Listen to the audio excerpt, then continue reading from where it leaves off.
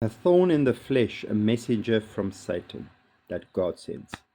Hello, I'm Heinrich, a tertiary trained theologian, ordained minister, and a passionate follower of Christ. We see in the second letter to the Corinthian church, Paul writes in chapter 12, verse 6 to 9, go and read it. He says that to prevent him becoming conceited, full of himself and proud, because of his awesome experiences. He had that wonderful experience in the Damascus Road where he saw the glorified Christ.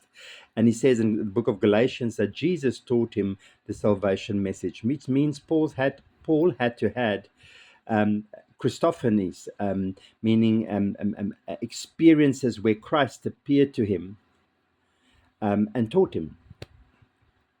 And to prevent him with all these blessings and all these spiritual input and these extremely wonderful experiences with Christ, to become proud and conceited.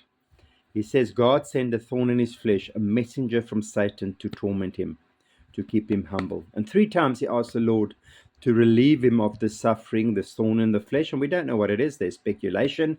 We at some point can maybe do a video on the possibilities of what it was, but we don't really know. It's purely reverent speculation if we want to explain it.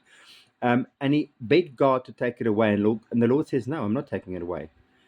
My grace is enough for you. My goodness, my undeserved goodness and kindness is enough for you, for in your weakness you find strength.